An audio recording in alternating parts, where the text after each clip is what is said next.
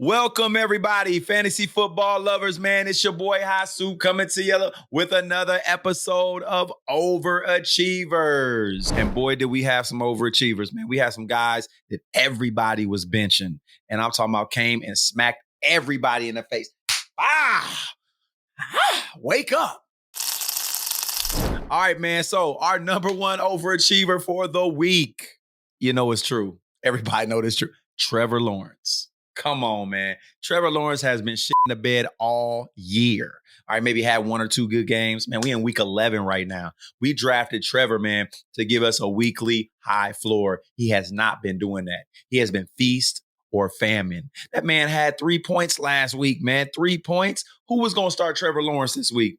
Nobody. So when he blew up this week, it helped absolutely no one. Trevor Lawrence went off for 262 yards, 2 TDs, and then ran for 2 TDs. Man, Trevor Lawrence is a viable runner, okay, right? Everybody knows it, man. If he gets loose, man, he can get loose.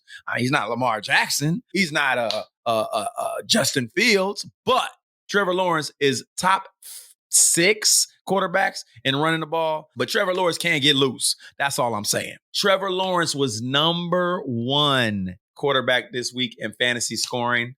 And y'all gonna kill me, man. I had him on our top 5 starts this week, but we'll talk about that later. Trevor Lawrence, man, look, if you can keep playing like that, man, I'll put you in my lineup. But you're gonna have to prove to me 2 weeks in a row. If you can do it this week, you can start in my lineup. Right now, I still don't trust you. All right, number 2 on our overachievers, Tommy DeVito. What? With the Giants goes off for 246 and 3 touchdowns. Who saw that coming? No picks. Man, ended up the number 7 quarterback in scoring this week in week 11, Tommy DeVito. He was on everybody's. Matter of fact, not everybody's bench. This man is on everyone's waiver wire. That's right. From here on out, man, you might have to go grab him, right?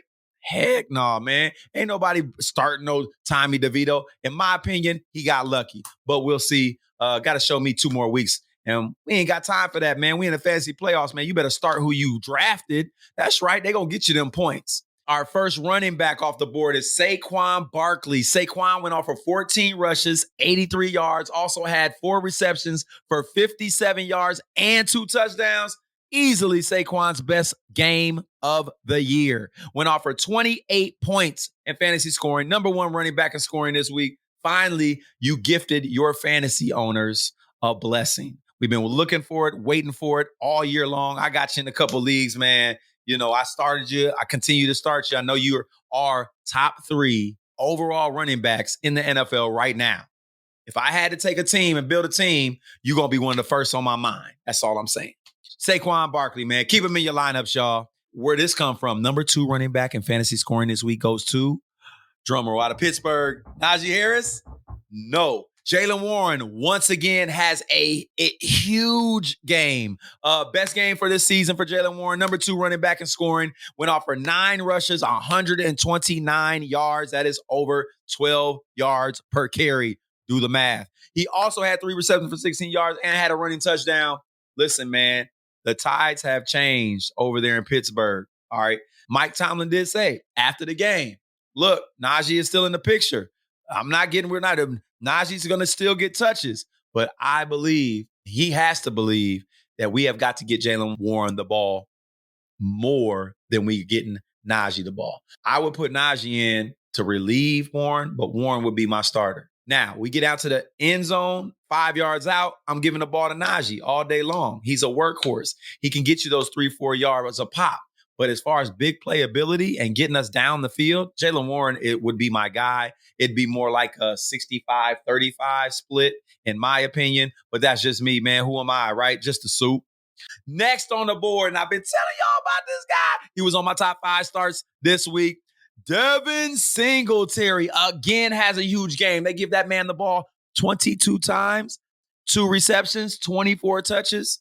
This man had 112 yards on the ground and a touchdown. Also had 6 yards through the air. Listen, man, he's getting it done. 24 touches. There is nobody else getting that rock. Dameon Pierce, he's out of there. We're not even worried about him for the rest of the season. The way Singletary is playing, the way CJ Stroud is playing, the running lanes are this big. I mean, Singletary has no choice but to get 6 yards a pop, right?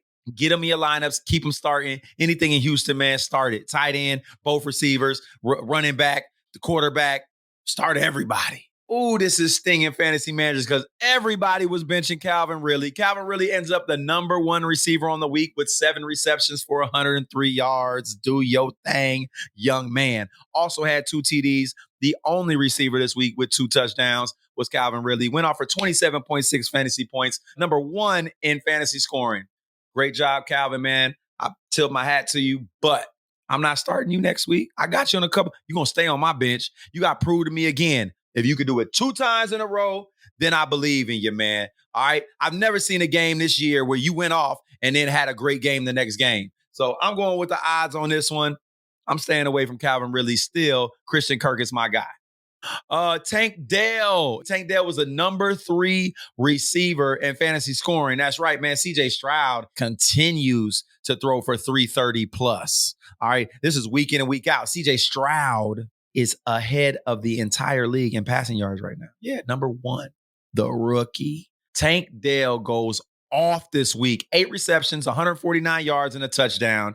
Ends up scoring 24.9 points in standard scoring. Tank Dell, Nico Collins, get them boys both in your lineup. Nico had a decent game, but it was a high floor game, right? I believe it was like 7 receptions. I don't care who was over there. Schultz ended up scoring again. Listen, CJ Stroud is throwing for 350 a game. That's what it is. Get them in your lineups. If they're in Houston, start them. Khalil Shakir. Khalil Shakir comes out of nowhere with 3 receptions, 115 yards, a touchdown, number 7 in fantasy scoring. Nobody's seen that coming. Hey, he's been on the radar. We talked about him a couple times on the show. Being a guy that you may be able to pick off the waiver wire, man, and may end up doing a little something later on in the season. Hey, check it out. He's not seeing a lot of targets, but the targets he did see look good, man. Look good catching them, look good running after the catch. So I'm not saying go run out and get him, man, and start him. But what I'm saying is put him on your bench, man. Let him sit. If he can show you something for the next week or two, maybe he'd be a viable play in the playoffs if you got problems. And I know everybody got problems because we had some injuries in week 11. We got to go tight end, George Kittle. I know. I always say George Kittle's a blocking tight end and he ain't this, and that. Hey, look, I can be wrong, right? George Kittle had 2 games in a row, big games, 8 receptions, 89 yards, a touchdown. He was the number 1 fantasy scoring tight end this week. Again, that's right, man. So listen, Brock Purdy is efficient. If I wanted a quarterback right now, Brock Purdy is that dude. CJ Stroud, that dude. Brock Purdy, I started Brock Purdy in 6 leagues. Went slap off of me. So with that being said, Brandon Ayuk is a start. Deebo Samuel, you got to start him.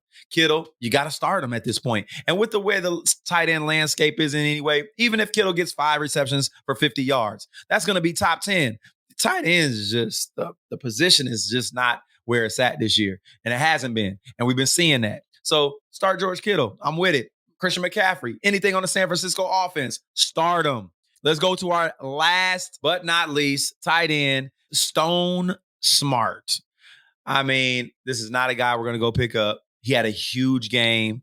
He had 1 huge play, and he ended up number 2 in fantasy scoring for tight ends. And that's my point, man. Not a lot of working for tight ends. Stone Smart had 1 reception, 51 yards and a touchdown, broke one big over there with the LA Chargers. He's not even a guy you're going to go get off the waiver wires. I know that Everett is hurt or has been hurt or injured. So, Smart filling in right now. Hey, look at it as a lucky play. Okay, but we're still got him because he was number 2 and nobody, he's on everybody's waiver wire. Nobody knew he was going to overachieve like he did. And that was just one overachieving play. But the man still ended up with 11.6 points, number 2 in fantasy scoring for tight ends in week 11. Those are your overachievers for week 11. It's your boy Hot Soup, man. I bring it to you week in, week out. Come check me out for our underachievers in our next episode. I appreciate y'all showing up, showing me love. You can always ask questions, comment. I'll answer those questions within 24 hours on all my formats. You can catch me on TikTok, Facebook, Instagram, YouTube. Like and subscribe. Talk to your boy Soup. Let's turn up the stove.